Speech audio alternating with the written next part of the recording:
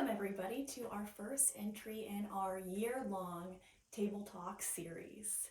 In celebration of the 150th anniversary of Seward's death in 1872, we're going to be taking a deep dive into his Table Talk entries, which was a series of conversations that he had at dinner parties with his visitors that he copied down throughout his last year of life.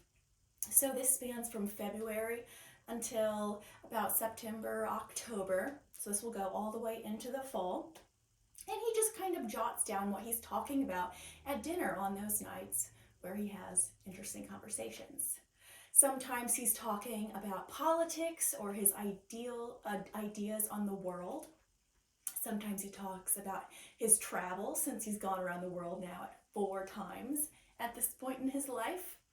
Sometimes he talks about just little whimsical ideas that he has, and he puts out little quotes of Seward wisdom that are quite entertaining.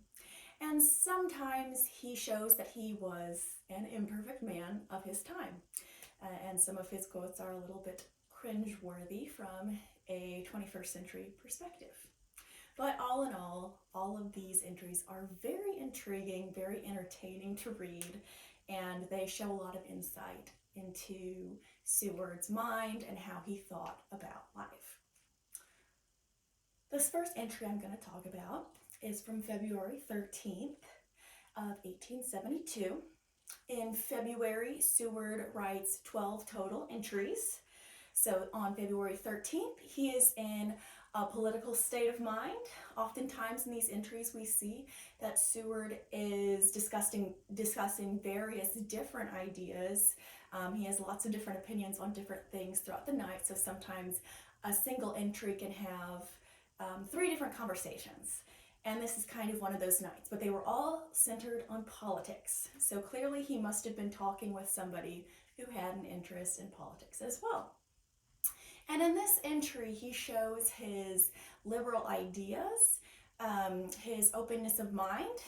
He talks about the grayness of politics, kind of the sad truths that he's learned throughout his full lifespan now, age 71. He shows his wisdom, and it's a very insightful entry.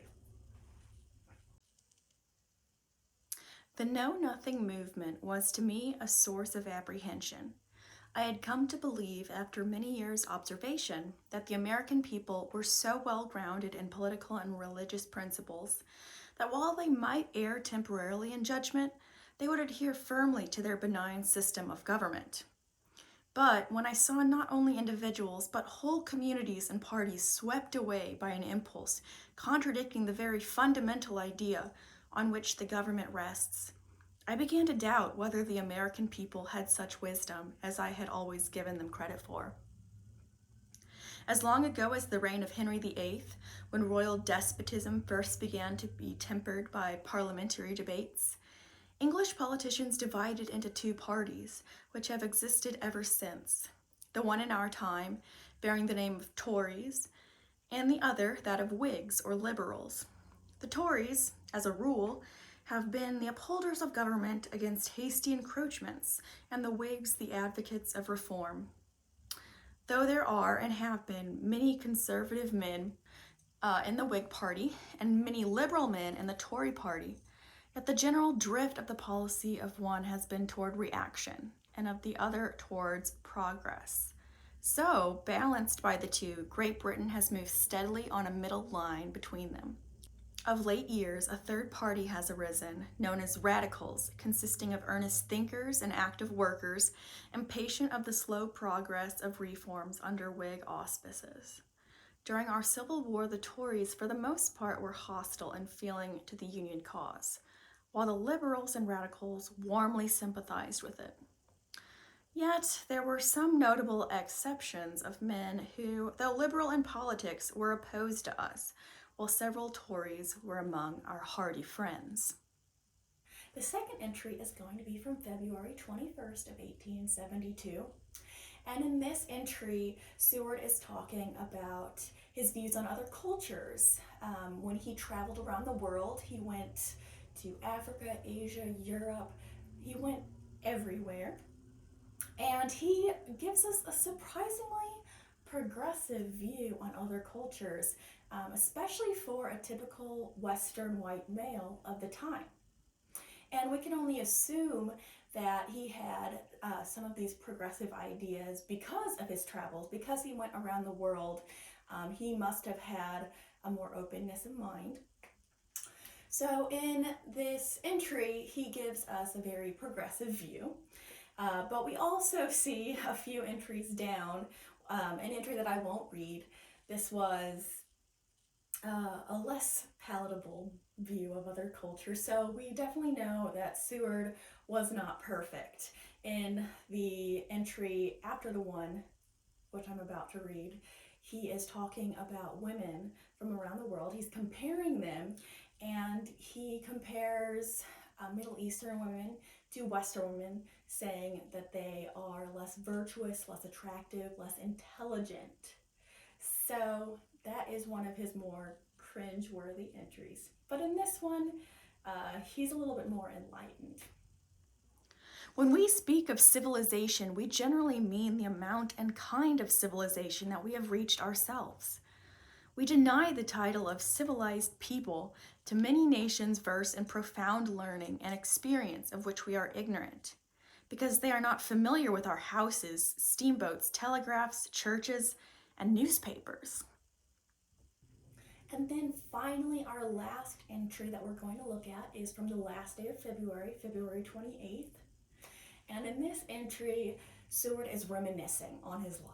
He is thinking about his past career as a lawyer, and he is talking about a defensive case which he refused to take on from a few decades earlier, where a supposed serial killer had come up to him, asked him to defend him, and Seward says no.